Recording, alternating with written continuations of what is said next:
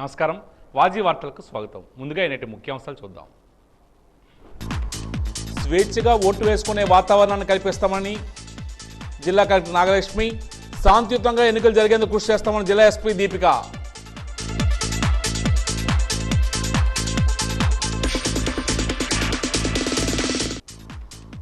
అనధికారికంగా డబ్బులు తరలిస్తే చర్యలు తప్పవు, నిబంధనలు కఠినంగా అమలు చేస్తామని జాయింట్ కలెక్టర్ కార్తీక్.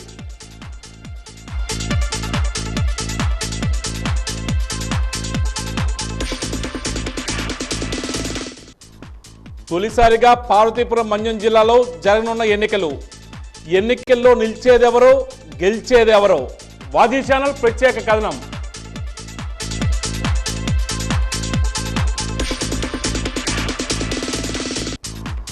అంగన్వాడీ కేంద్రాల్లో చిన్నారులకు మంచినీటి సౌకర్యం కల్పించాలి, పరిశుభ్రతను పాటించాలని ఐసిడిఎస్ ప్రాజెక్ట్ డైరెక్టర్ శాంతకుమారి.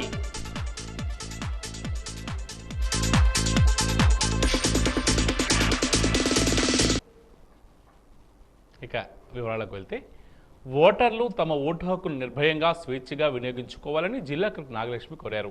అతి సున్నిత ప్రాంతంగా గుర్తింపు పొందిన వంగర మండలం కె లక్ష్మీపేటలో ఓటర్లకు అవగాహన సదస్సు నిర్వహించారు. ఈ సదస్సులో జిల్లా కలెక్టర్ నాగలక్ష్మి, జిల్లా ఎస్పీ దీపిక పాల్గొని ప్రజలు నిర్భయంగా తమ ఓటు హక్కు వినియోగించుకోవడంలో జిల్లా యంత్రాంగం అండగా ఉంటుందని హామీ ఇచ్చారు. గ్రామంలో పర్యటించి ప్రజలకు భరోసా ఇచ్చారు. గ్రామస్తుల నుంచి వింతలు స్వీకరించారు. అవగాహన సదస్సులో జిల్లా కలెక్టర్ నాగలక్ష్మి మాట్లాడుతూ ప్రతి ఒక్కరూ తమ ఓటు హక్కును నిర్భయంగా వినియోగించుకోవాలని కోరారు. అందుకు తగిన వాతావరణాన్ని కల్పిస్తామని కలెక్టర్ హామీ ఇచ్చారు. జిల్లా ఎస్పీ దీపిక ఈ సందర్భంగా మాట్లాడుతూ ఓటర్లకు ధైర్యాన్ని, భరోసాను కల్పించేందుకు కృషి చేస్తున్నామని అన్నారు. సున్నితమైన ప్రాంతాలపై ప్రత్యేకమైన దృష్టి పెడుతున్నామని పేర్కొన్నారు. ఎందుకంటే మనకి ఎన్నికలు వస్తున్నాయి, మనకి May 13th ఇక్కడ ఎలక్షన్స్ జరుగుతాయి. ఇంకా మీ అందరికీ తెలుసు, మన గ్రామంలో ముందు కొన్ని సంఘటనలు జరిగింది. దీనివల్ల అయితే ఈ ముందు జరిగిన కేసెసే కాదు, ఈ సంవత్సరంలో కూడా మళ్ళీ ఒక కేసు నమోదయ్యింది. సో కేసెస్ అట్లా నమోదవుతున్న పరిస్థితిలో ఈ గ్రామంలో ఎలక్షన్ ఏ రకమైన ఇబ్బంది లేకుండా, ఎలాంటి వైలెన్స్ లేకుండా, అందరూ కూడా ఎలాంటి భయం కూడా, ఎవరు చెప్పిందే వాళ్ళకే ఓటేయాలి, లేకపోతే మేము ఓటేస్తానికి భయపడుతున్నాము అన్న ఇలాంటి పరిస్థితి ఉండకూడదు. ప్రతి ఒక్కరు కూడా ఇక్కడ ఉన్న వాళ్ళే కాదు, ఏ కులమైనా అయి ఉండొచ్చు, ఏ మతమైనా అయి ఉండొచ్చు, మీ ఏ భయం లేకుండా మీకు ఎవరు కావాలంటే మీరు వాళ్ళకి వెళ్ళి ఓటు వేయగలగాలి అని అలాంటి పరిస్థితి మీ ఊర్లో ఉండాలి. మొత్తం అంతా జిల్లాలోనే కాదు, ఈ ఊరిలో అన్నిటికంటే అంటే వెపన్స్ ఉన్న ఫోర్స్ ని వేరే రాష్ట్రాల నుంచి కూడా తీసుకొచ్చాను. ఎందుకంటే లోకల్ గా ఉన్న వాళ్ళు మాటలు తెలిసి ఒకరు చెప్పేలాగా వినే అవకాశం ఉంది. కాబట్టి ఖచ్చితంగా బయట నుంచి ఇలాంటి వేరే ఫోర్స్ ని వేరే రాష్ట్రాల నుంచి తీసుకొచ్చి కూడా ఎవరికి ఇబ్బంది లేకుండా ఆ రోజు ఇక్కడ పోస్ట్ చేయడానికి ఆ ఏర్పాట్లు కూడా ఉంటాయి. సో ఖచ్చితంగా మీరు ఓటు హక్కు వినియోగించడంలో మాత్రము ఎటువంటి ఇబ్బంది లేకుండా మీరు అందరూ కూడా స్వేచ్ఛగా మీ హక్కు ఉపయోగించుకోవాలి. ఊళ్ళో ఖచ్చితంగా అందరూ కూడా ముందుకొచ్చి మీ ఈ ఎన్నికల ఫెస్టివల్లో అందరూ కూడా పాల్గొనాలని కోరుకుంటూ నాకు ఈ అవకాశం ఇచ్చిందని కూడా ధన్యవాదాలు తెలుపుకుంటూ సెలవు తీసుకుంటాను.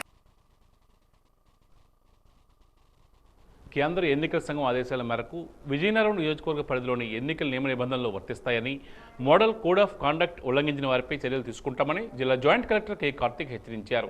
ఈరోజు తన ఛాంబర్లో ఆయన వాజీ న్యూస్తో మాట్లాడారు.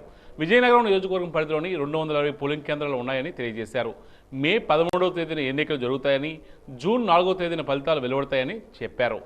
అనధికారికంగా డబ్బులు తరలించినట్లయితే చర్యలు తీసుకుంటామని హెచ్చరించారు. ఫ్లయింగ్ స్క్వాడ్ అబ్జర్వర్లు ఉంటారన్నారు. వారి పర్యవేక్షణలో తనిఖీలు చేపడతామని పేర్కొన్నారు.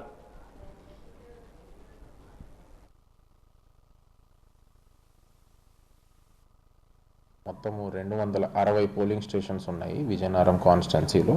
అండ్ పోలింగ్ వచ్చేసి 13th May 2024 ఫిక్స్ చేయడం జరిగింది. ప్రస్తుతం ఎంసీసీ కోడ్ అనేది అమల్లోకి వచ్చేసింది అనౌన్స్మెంట్ చేసిన రోజు నుంచి. సో ఎంసీసీ కోడ్కి సంబంధించి పొలిటికల్ పార్టీస్ అందరితో కూడా మీటింగ్ పెట్టి ఏవి వైలేషన్స్ చేయకూడదని స్ట్రాంగ్ మెసేజ్ కూడా సెండ్ చేయడం జరిగింది కలెక్టరేట్ లెవెల్ నుంచి. సో ఎంసీసీ కోడ్ని విజయనగరం కాన్స్టిట్యున్సీ ప్రజానీకం అందరూ కూడా డెఫినెట్లీ గౌరవించి ఫాలో అవ్వాలండి. Thank you. సో ముందు కూడా ఎటువంటి అనౌన్స్మెంట్ తర్వాత నుంచి ఎటువంటి దానికైనా కూడా పర్మిషన్స్ అనేది తీసుకోవాలి. సో దానికి ఎన్కోర్ అనే పోర్టల్ కూడా ఇప్పుడు క్రియేట్ చేశారు. సో ఎన్కోర్ అనే పోర్టల్లో వాళ్ళు రోడ్ ప్రొసెషన్ పెట్టుకున్నా, ఏదైనా మీటింగ్ పెట్టుకున్నా, లేదా వెహికల్స్ ఇన్ని కావాలి మాకు అని అనుకున్నా, దేనికైనా సరే ఎన్కోర్ పోర్టల్లో అప్లై చేసుకోవాలండి పర్మిషన్కి.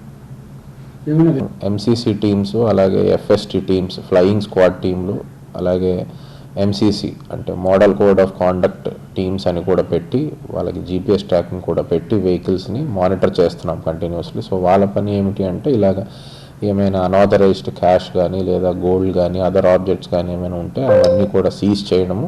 అదేవిధంగా విజయనగరం కాన్స్టిట్యున్సీలో ఎంసీసీ వైలేషన్స్ ఏమైనా అయినట్టు ఎంసీసీ టీమ్కి కానీ దృష్టిలోకి వస్తే వెంటనే కేసెస్ లాక్ చేసి ఎఫ్ఐఆర్ బుక్ చేసి, అదేవిధంగా ఆ బ్యానర్స్ ఏవైతే అనాథరైజ్డ్గా ఉన్నాయో అవి రిమూవ్ చేస్తారు ఎంసీసీ టీమ్స్. సో ఇవి పగడ్బందీగా టీమ్స్ పెట్టాము అండ్ వాళ్ళకి వెహికల్స్ ఇచ్చి నిన్నటి అనౌన్స్మెంట్ తర్వాత నుంచి కూడా ఇమీడియట్లీ మనకి ఎంసీసీ అమల్లోకి వస్తుంది కాబట్టి పగడ్బందీగా చర్యలు తీసుకుంటున్నామండి. ఎంసీసీ టీమ్స్ కూడా అదే పనిలో ఉన్నాయి.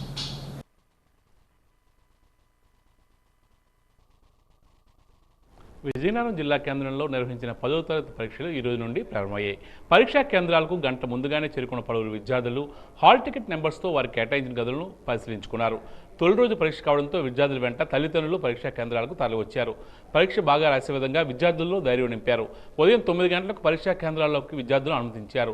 సెల్ ఫోన్స్, ఎలక్ట్రానిక్ పరికరాలు వంటివి విద్యార్థులు పరీక్షా కేంద్రాల్లోకి తీసుకువెళ్లకుండా పోలీసులు తనిఖీలు చేపట్టి విద్యార్థులను పరీక్షకు అనుమతించారు. విద్యార్థులకు ఎటువంటి ఇబ్బందులు తలెత్తకుండా జిల్లా విద్యాశాఖ అన్ని ఏర్పాట్లు చేశారు. ఎటువంటి ఎలక్ట్రానిక్ పరికరాలను పరీక్షా కేంద్రాలకు అనుమతించలేదు. పరీక్ష నిర్వహణకు 1400 మంది ఇన్విజిలేటర్లు నియమించారు. విద్యుత్, వైద్య, రెవెన్యూ, పోలీస్ శాఖలు సహకారంతో పరీక్షా కేంద్రాల వద్ద ఎటువంటి ఇబ్బందులు లేకుండా త్రాగునీరు, మరుగుదొడ్లు, విద్యుత్ సౌకర్యం కల్పించారు. మెడికల్ సిబ్బంది ఓఆర్ఎస్ ప్యాకెట్ అందుబాటులో ఉంచారు. మొత్తం 24,726 మంది విద్యార్థులు హాజరు కావాల్సి ఉండగా 574 మంది విద్యార్థులు గైర్హాజరయ్యారని డిఈఓ ప్రేమ్ కుమార్ తెలియజేశారు.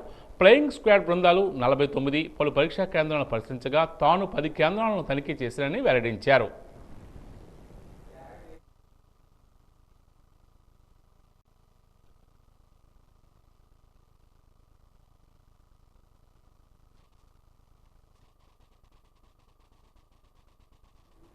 ఢిల్లీలో జరిగిన రైతు పోరాట ఫలితంగా 3 వ్యవసాయ చట్టాలను వెనక్కి తీసుకున్నట్లు ప్రకటించిన నరేంద్ర మోడీ రైతాంగానికి ఇచ్చిన వాగ్దానం అమలు చేయకపోవడం వల్లే రైతాంగం తిరిగి ఆందోళనకు దిగవలసి వచ్చిందని ఏఐఎఫ్టీయూ రాష్ట్ర అధ్యక్షుడు గణేష్ పండా ఆరోపించారు. విజయనగరం ప్రెస్ క్లబ్లో నిర్వహించిన విలేకరుల సమావేశంలో ఆయన మాట్లాడుతూ పంటలకు కనీస మద్దతు ధరను గ్యారంటీ చేస్తూ నేటికి చట్టం చేయని కారణంగానే తిరిగి రైతాంగం ఆందోళన చేయవలసి వచ్చిందని పేర్కొన్నారు. రైతు ఉద్యమంపై కేంద్ర ప్రభుత్వ నిరంకుశ వైఖరిని ఆయన ఖండించారు.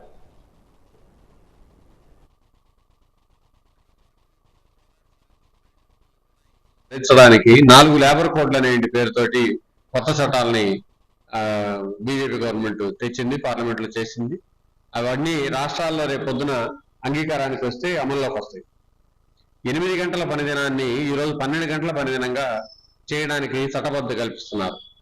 కార్మిక వర్గం ఏ హక్కుల్ని ఎప్పుడు తీసేసినప్పటికీ కూడా అంత ఉండి ఫ్యాక్టరీలు ఎప్పుడంటప్పుడు తీసేయకుండా చట్టాలు అడ్డం పడాయి. ఈ రోజు చేసిన చట్టాల ప్రకారం యాజమాన్యం ఏ రోజైనా పీకేయచ్చు. 2, కార్మిక వర్గం గతంలో ఆ ఫ్యాక్టరీలోనూ లేదా ప్రభుత్వ రంగంలోనూ ఎక్కడైనా కానీ రెగ్యులర్ ఎంప్లాయ్మెంట్, శాశ్వతమైన ఉద్యోగం అనే భావనే ఉండేది. ఇప్పుడు కాంట్రాక్ట్ సిస్టంలోకి అది కూడా తీసేసి అవుట్ సోర్సింగ్ దాంట్లోకి వచ్చేసారు. లేబర్ కాంట్రాక్టులు ప్రతి చోట తయారయ్యారు. అది ప్రభుత్వ రంగంలోనే ప్రభుత్వమే దారి చూపించింది. ప్రైవేట్ రంగం అంతా కూడా ఆ రకమైన దానికి వచ్చి కార్మిక వర్గానికి ఏ ఉద్యోగ భద్రత లేకుండా చేశారు. పెన్షన్ లేదు, గ్రాట్యుటీ లేదు, ఏ రకమైన గతంలో పోట్లాడి సాధించుకున్న వాటి అన్నింటి కూడా వెనక్కి తీసుకుంటున్న పరిస్థితుంది. అందువల్ల ఈ ఎన్నికల సందర్భంలో మేము నిరంకుశమైన బీజేపీ ఈ రైతాంగ కార్మిక డిమాండ్లే కాకుండా మధ్యతరగతి వర్గాల మీద పడుతూ ఉన్నాయంటే ధరల భారాన్ని, మిగిలిన వాటిని కూడా డైవర్ట్ చేయడం కోసం, మౌలికమైన సమస్యలని పక్కదారి పెట్టడం కోసం అదేమిటంటే మత్తత్వాన్ని పెంచి పోషిస్తూ ఉంది. తాజాగా 4 రోజుల కిందటే సిఏ అని రూల్స్ ని ఫ్రేమ్ చేసి ప్రకటించింది. దానికి ఏమిటి, ఆఫ్ఘనిస్తాన్ నుంచి, పాకిస్తాన్ నుంచి, బంగ్లాదేశ్ నుంచి ఈ దేశంలోకి వలస వచ్చే ముస్లిమేతర ప్రజలందరికీ పౌరసత్వం ఇస్తారట, ముస్లింలు మాత్రం ఇయ్యరు. ఇదేమిటి చట్టం, ఇది వివక్షతో కూడింది కాదా అన్నది మా ప్రశ్న.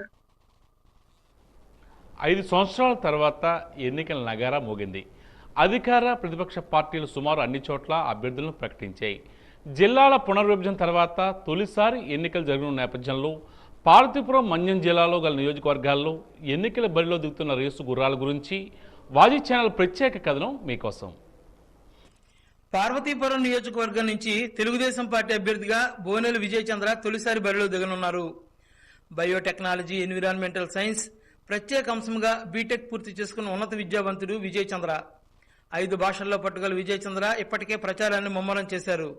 గతంలో 3 సార్లు తెలుగుదేశం పార్టీ పార్వతీపురం నియోజకవర్గం నుంచి విజయాన్ని సాధించింది. వైఎస్ఆర్ పార్టీ విషయానికి వస్తే సిట్టింగ్ ఎమ్మెల్యేగా ఉన్న అలజంగి జోగారావుకు ఎమ్మెల్యేగా పోటీ చేసేందుకు మరోసారి అవకాశం లభించింది. 2019 ఎన్నికల్లో జోగారావు తెలుగుదేశం పార్టీ అభ్యర్థి బొబ్బిలి చిరంజీవులపై 24,199 ఓట్ల మెజార్టీతో గెలిచారు. టిట్కో చైర్మన్ జమ్మాన ప్రసన్న కుమార్ నుండి జోగారావు తీవ్ర నిరసన ఎదుర్కొంటున్నారు. మొత్తంగా ఈ నియోజకవర్గంలో గట్టి పోటీ ఉంటుందని చెప్పొచ్చు. సాలూరు నియోజకవర్గం విషయానికి వస్తే తెలుగుదేశం పార్టీకి గతంలో పెట్టని కోటగా నిలిచింది. 1983, 1985, 1994, 1999, 2004 సంవత్సరాల్లో జరిగిన ఎన్నికల్లో తెలుగుదేశం పార్టీ సాలూరులో విజయబావుట ఎగురవేసింది. గత ఎన్నికల్లో వైఎస్ఆర్ పార్టీ అభ్యర్థి రాజన్న దొర తన సమీప ప్రత్యర్థి తెలుగుదేశం పార్టీ అభ్యర్థి ఆర్పి భంజిదేవ్ పైన 20,000 ఓట్ల మెజార్టీతో విజయం సాధించారు.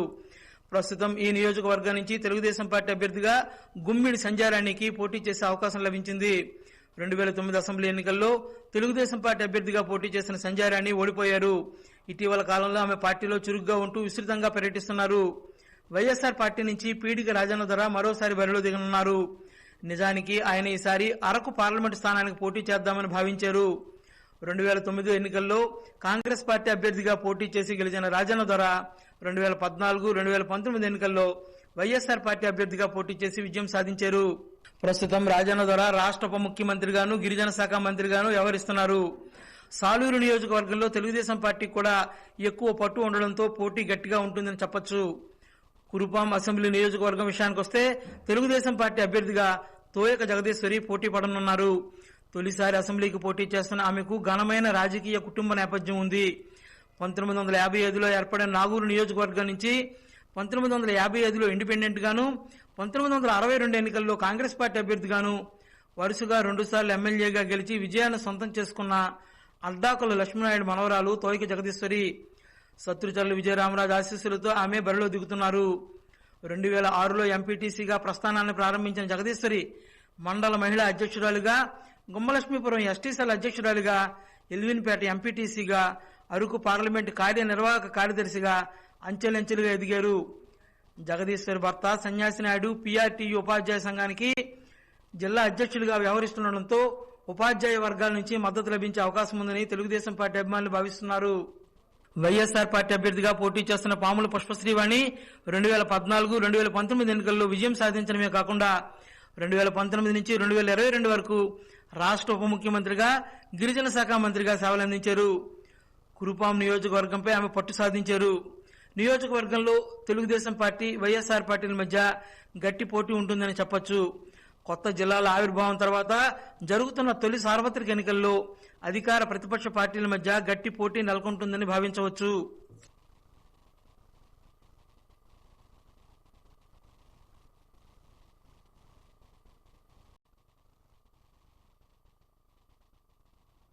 రాష్ట్ర సివిల్ సప్లై కార్పొరేషన్ కొత్త విధానాన్ని తీసుకొచ్చి ఇప్పటివరకు హమాలీలు చేస్తున్న డిపోలను ఇతర మండలాలు కలపాలని చూస్తుందని, దీనివల్ల కొన్ని ఎమ్మెల్యేస్ పాయింట్లు హమాలీలకు పని లేకుండా పోతుందని ఆంధ్రప్రదేశ్ సివిల్ సప్లైస్ హెమాలీస్ యూనియన్ ప్రధాన కార్యదర్శి పి కామేశ్వరరావు ఆవేదన వ్యక్తం చేస్తున్నారు.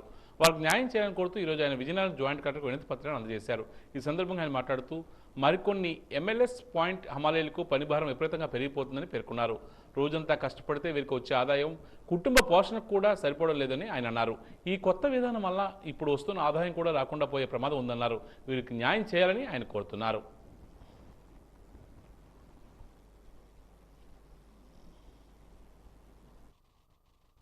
కార్పొరేషన్లో ఈ జిల్లాలో సుమారు 300 మంది కళాశీలుగా 9 మండల్ లెవెల్ స్టాక్ పాయింట్లో పనిచేస్తూ ఉన్నారు. సుమారు 2000 డిపోలకి వీరంతా కూడా డిపోల ద్వారా పేద ప్రజలకి నిత్యావసర వస్తువులు సప్లై చేసేటటువంటి విభాగం. ఈ విభాగంలో ఎప్పటికప్పుడు మార్పులు చేర్పులు చేసి కేవలం కింది స్థాయి లేబర్ని కళాశీలనే ఇబ్బంది పెడతా ఉన్నారు. దానిలో భాగంగానే మళ్ళా ఇప్పుడు ఈ ఉన్న 8 ఎంఎల్ఎస్ పాయింట్లలో ఒక్క జట్టుకి ఇంకొక జట్టుకి తగువ పెట్టే విధంగా దగ్గరని దూరం అని చెప్పి ప్రభుత్వానికి డబ్బులు ఆదా అవుతాయని చెప్పి ఈవేళ డీలర్ డిపోల్ని ఒక డిపో నుంచి ఉదాహరణకి విజయనగరం డిపో నుంచి 65 డిపోలను తీసుకెళ్లి చీపురుపల్లిలో కలపడం, ఎస్కోట్ డిపోలో ఇప్పుడున్నటువంటి ఎంఎల్ఎస్ పాయింట్లలో ఒక 20 డిపోలు తీసుకెళ్లి కొత్త వలసలో కలపడం, ఈ విధంగా చేయడం ద్వారా అక్కడ ఉన్నటువంటి వారికి పని భద్రత పోతూ ఉంది. దీనివల్ల బతికేటటువంటి జీతం ఇప్పటికే వారికి 7,000 8,000 వస్తుంది. ఈ విధానం కొనసాగినట్లయితే 4,000 5,000 వస్తుంది. జమ్ములో లబ్ధిదారులకు నకిలీ ఇల్లు పట్టాలు ఇచ్చి ప్రజలను మోసం చేశారని వైసీపీ నేతలపై తెలుగుదేశం పార్టీ విజయనగరం పార్లమెంటరీ ప్రధాన కార్యదర్శి ఐవీపీ రాజు ఆరోపిస్తున్నారు. ఈరోజు పార్టీ కార్యాలయంలో విజయనగరం నియోజకవర్గం పార్టీ నాయకులు మీడియా సమావేశం నిర్వహించారు. ఈ సందర్భంగా ఆయన మాట్లాడుతూ ప్రజా సమస్యల పరిష్కారం కోసం నిర్వహించే స్పందనను ఎప్పట్లాగానే నిర్వహించాలని ఆయన కోరారు. ప్రజలు వారి సమస్యల కోసం విన్నవించుకుంటూ అవకాశం కల్పించాలని ఆయన డిమాండ్ చేస్తున్నారు.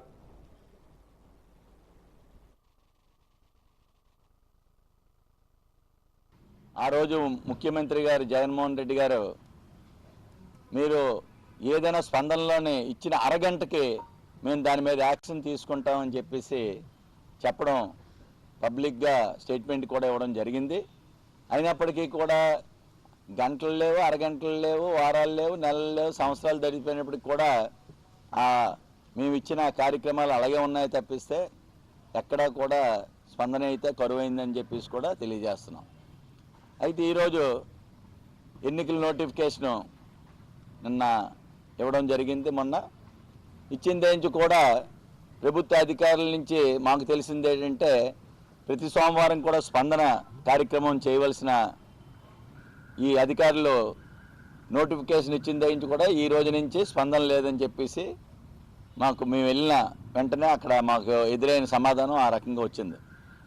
అయితే ఎన్నికలకి ప్రజా సమస్యలకి ఏం సంబంధం ఉందో మాకు అర్థం అవ్వట్లేదు. మీరు ప్రభుత్వ అధికార దుర్వినియోగం చేసిన వాళ్ళని పక్కన పెట్టేస్తున్నారు. వాళ్ళైతే మాత్రం ఆ కార్యక్రమాలు జరుగుతున్నాయి. పేదవాడు ఆడి సమస్య మీద, ఆడికునే ఇబ్బంది మీద ప్రతి సోమవారం కూడా కలెక్టర్ ఆఫీస్కి వచ్చి స్పందనలో చెప్పుకోవాల్సిన ఆ కార్యక్రమాన్ని ఆపడం అనేది కరెక్ట్ కాదని చెప్పేసి మా తాలూకా మాట. వైసీపీ పాలనతో విసుగు చెంది ప్రజలు తెలుగుదేశం పార్టీలో చేరుతున్నారని చెప్తూ తెలుగుదేశం నాయకులు తప్పుడు ప్రచారాలు చేస్తూ ప్రజలను మభ్యపెట్టాలని చూస్తున్నారని వైఎస్ఆర్ కాంగ్రెస్ పార్టీ మండల అధ్యక్షుడు జమ్ము శ్రీను అన్నారు. విజయనగరం మండలం ముడుదాం గ్రామంలో నిర్వహించిన మీడియా సమావేశంలో ఆయన మాట్లాడారు. ఇటీవల ముడుదాం గ్రామం నుంచి 8 కుటుంబాలు తెలుగుదేశం పార్టీలో చేరితే 80 కుటుంబాలు చేరాయంటూ ఎల్లో మీడియాలో పబ్లిసిటీ చేసుకోవడం సిగ్గుచేటని ఆయన అన్నారు. సీఎం జగన్ పాలనలో జరుగుతున్న అభివృద్ధి సంక్షేమాన్ని చూసి ఓర్వలేక తెలుగుదేశం నాయకులు దిగజారి వ్యవహరిస్తున్నారని ధ్వజమెత్తారు. రానున్న ఎన్నికల్లో వైసీపీ గెలుపు తథ్యమని ఆయన స్పష్టం చేశారు.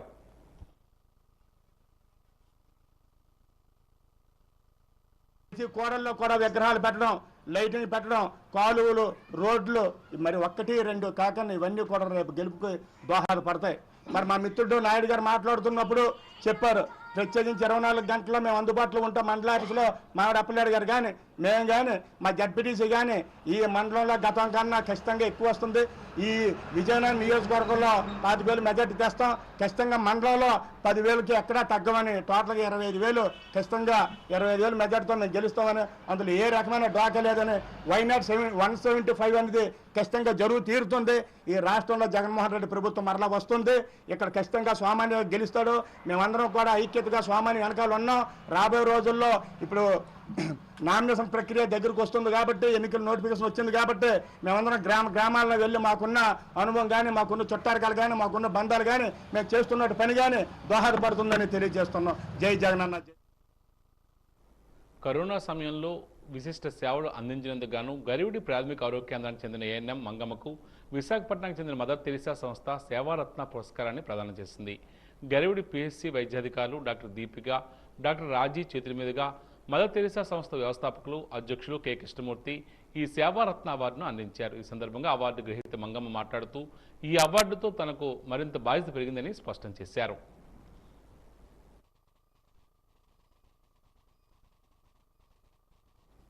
గంట్యాడ మండలం లక్కిడం గ్రామంలో మహాత్మా గాంధీ జాతీయ గ్రామీణ ఉపాధి పథకాన్ని అమలు చేయాలని ఆ గ్రామస్తులు కోరుతున్నారు.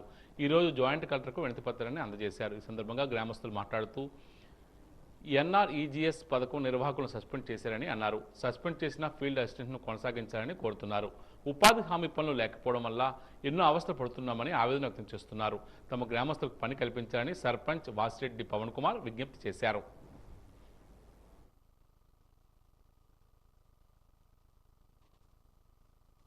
అంటే అక్కడెక్కడ తిరిగినా సరే ప్రెసిడెంట్ గారికి వాల్యూ ఇవ్వట్లేదు. ఎంత పట్టించుకున్నా ఇన్ఛార్జ్గా పెడతామమ్మా పని పెట్టాలని సరే ఎస్సీ వాళ్ళకైనా పని పెట్టమని కనీసం ఆయన కాలు వేలు అడిపోయినట్టు తిరుగుతున్నారండి. కానీ పని పెట్టట్లేదు. మా ఊరి నాయకులు పార్టీ ఫీలింగ్తో పని పెట్టడం లేదు. ఉపాధి పని అనేది సంవత్సరానికి 100 పని దినాలు ఉంటాయి ప్రతి మనిషికి కూడా. అయితే ఈరోజు సంవత్సరంలో ఒక్కరోజు కూడా పని కల్పించే అవకాశం లేకుండా పోయింది మా గ్రామంలో. ఫీల్డ్ అసిస్టెంట్ సమస్య 2 సంవత్సరాలకు ఉంది. ఫీల్డ్ అసిస్టెంట్ సమస్య ఎందుకు ఉందనేసి అంటే అతను ఏదో నేరారోపణ చేశాడని చెప్పేసి తప్పించడం జరిగింది. కానీ దాన్ని తాత్కాలికంగా పెట్టారు. అలానే శాశ్వతంగా తీసేసి కొత్త ఫీల్డ్ అసిస్టెంట్ను వేయలేదు. అలానే ఈరోజు రుజువు కూడా చేయలేకపోయారు వాళ్ళు. కేవలం రాజకీయ దీనిగా చేసేసి పని అనేది లేకుండా ప్రజలు ఇబ్బంది పడుతున్నారు. నేను అన్నది ఏంటంటే సమస్యలు ఏమైనా ఉంటే వాళ్ళపైన నేరారోపణ చేసి తప్పించేసి కొత్త వ్యక్తినైనా వేయాలి. లేదా రుజువు చేయలేనప్పుడు ఆయన నుంచి ప్రజలకి ఏ రకంగా పనిని కల్పించాలి. కానీ ఈరోజు అలా జరగటం లేదు. ఈరోజు కనీసం సెంటు భూమి కూడా లేని నిరుపేదలు చాలా ఇబ్బంది పడుతున్నారు. వాళ్ళు ఈరోజు తిండి తినడానికి కూడా కనీసం ₹1 లేని పరిస్థితి. ఉపాధి పనులు వేసవికాలంలో మనం పెట్టిన దేనికి నిరుపేద కనీసం 3 పూట్ల తిండి తినడానికైనా ఉపయోగపడుతుంది రోజు పనికి వెళ్తే అనేసి అని ఆలోచన చేశారు. కానీ ఈరోజు అది కనీసం ఏపీఓకి కానీ టెక్నికల్ అసిస్టెంట్కి కానీ ఈరోజు పీడీ దగ్గరికి నేను 4-5 సార్లు తిరిగినా ఈరోజు కనీసం పట్టించుకోలేని పరిస్థితి. అంటే వాళ్ళకి ప్రజా సమస్యలు అవసరం లేదా? ప్రజలు ఎలా బ్రతకాలన్న ఆలోచన లేదా? అంటే వాళ్ళు ఎవరో చెప్తే వినటం తప్పగానే దాన్ని ప్రజలకి మేలు కలిగే విధంగా ఆలోచించరా? అయితే దీనిపైన ఖచ్చితంగా కలెక్టర్ గారికి చెప్పుకుందామనేసి ఈరోజు రావటం జరిగింది. కాదు కలెక్టర్ గారు ఈరోజు అందుబాటులో లేరు. దయించి మీడియా మిత్రులైనా సరే ఇది కలెక్టర్ గారి దృష్టికి చేరే విధంగా చేస్తారని నేను కోరుకుంటున్నాను. వేసవికాలం సమీపిస్తున్న నేపథ్యంలో అంగన్వాడీ కేంద్రాల్లో చిన్నారులకు అన్ని సౌకర్యాలు కల్పించాలని ICDS project director B Shanthakumari తెలియజేశారు. కలెక్టరేట్లోని ఈరోజు తన కార్యాలయంలో ఆమె వాజీ న్యూస్తో మాట్లాడారు. ప్రధానంగా చిన్నపిల్లలకు మంచినీటి సౌకర్యం కల్పించాలన్నారు. గుడ్లను నిల్వ ఉంచకుండా చిన్నారులకు గర్భిణీ స్త్రీలకు అందించాలన్నారు. అంగన్వాడీ కేంద్రాలను పరిశుభ్రంగా ఉంచాలని తెలియజేశారు. త్వరలోనే ఒంటిపూట బళ్ళు కూడా ఉంటాయన్నారు. మెనూ ప్రకారం ఆహారాన్ని చిన్నారులకు ఇవ్వాలని తెలియజేశారు.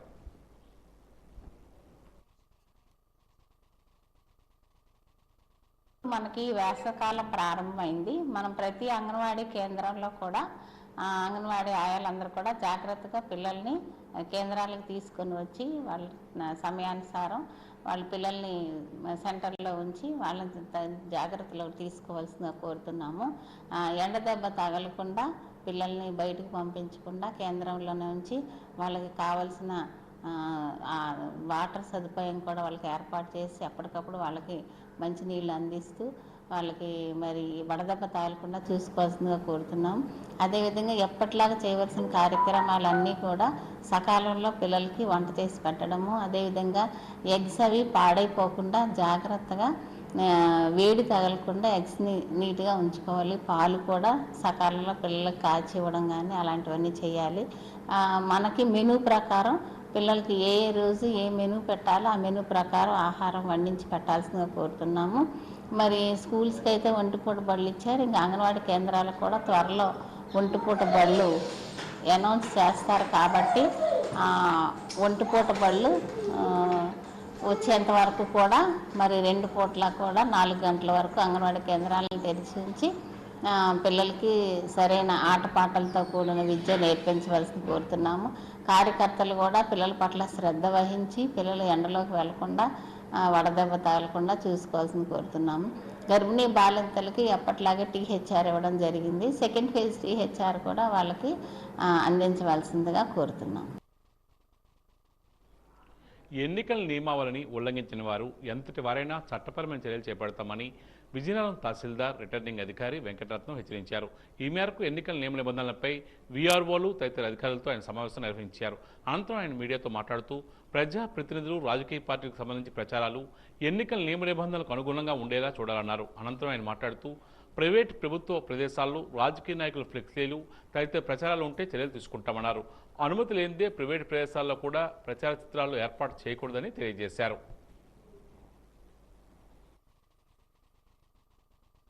షెడ్యూల్ ఇవ్వగానే ఇమీడియట్గా మేము చేస్తున్నాం. Model code of conduct first మా primary duty model code of conduct.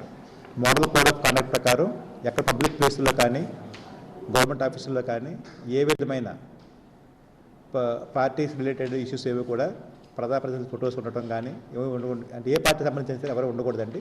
దాని మీద మేము యాక్షన్ తీసుకోవడం జరిగింది. మొన్న అలర్ట్ చేయడం జరిగింది. అయినప్పుడే కొన్ని చోట్ల ఉండిపోయావి. దాన్ని ఉద్దేశించుకొని ఈరోజు అందరు వీఆర్ఓలతోటి రెవెన్యూ స్టాఫ్ తోటి మీటింగ్ పెట్టడం జరిగింది. ఇప్పుడు అందరూ కూడా మున్సిపాలిటీ స్టాఫ్ రెవెన్యూ స్టాఫ్ అందరూ కూడా వీధిలోకి వెళ్తారు.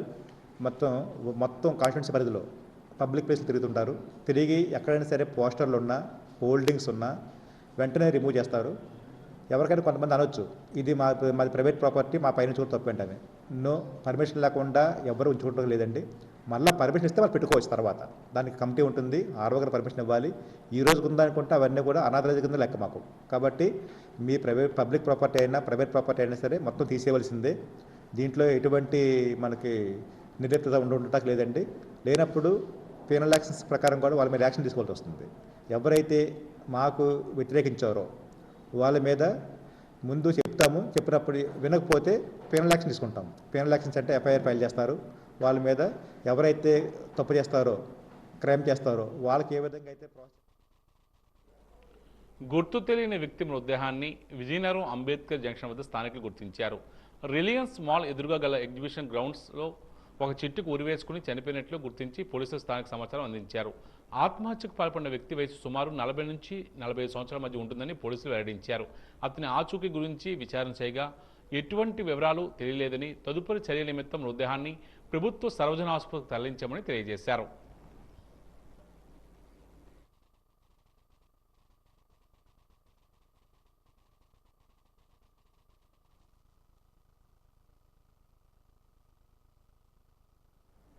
చీపురుపల్లి గ్రామదేవత శ్రీ కనక మహాలక్ష్మి అమ్మవారి 26వ వార్షిక జాతర మహోత్సవం అంగరంగ వైభవంగా జరుగుతుంది. భక్తులు పెద్ద ఎత్తున అమ్మవారిని దర్శించుకుని మొక్కులు చెల్లించుకుంటున్నారు. ఈ సందర్భంగా రాష్ట్ర విద్యాశాఖ మంత్రి బొత్స సత్యనారాయణ కుటుంబ సమేతంగా అమ్మవారిని దర్శించుకుని పట్టు వస్త్రాలు సమర్పించారు. ఎంపీ బెల్లాన చంద్రశేఖర్ కూడా అమ్మవారికి ప్రత్యేక పూజలు నిర్వహించారు.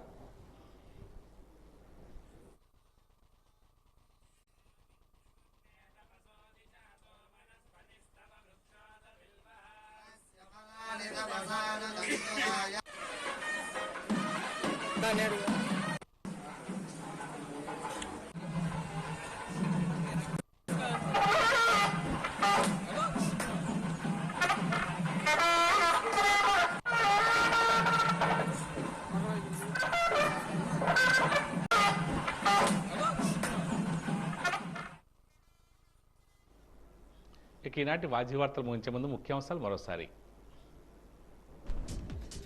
స్వేచ్ఛగా ఓటు వేసుకునే వాతావరణాన్ని కల్పిస్తామని భరోసా ఇచ్చిన జిల్లా కలెక్టర్ నాగలక్ష్మి. శాంతియుతంగా ఎన్నికలు జరిగేందుకు కృషి చేస్తామని జిల్లా ఎస్పీ దీపిక.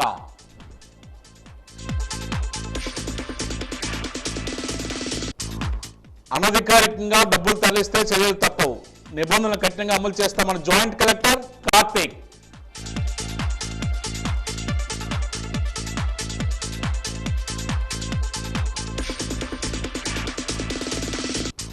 తొలిసారిగా పార్వతీపురం మన్యం జిల్లాలో జరగనున్న ఎన్నికల్లో నిలిచేదెవరో గెలిచేదెవరో వాజీ ఛానల్ ప్రత్యేక కథనం.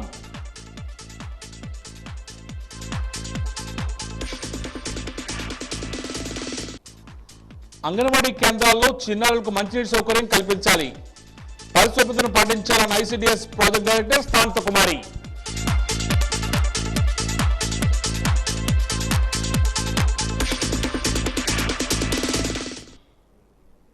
వాజీ వార్తలు ఇంతటితో సమాప్తం. నమస్కారం.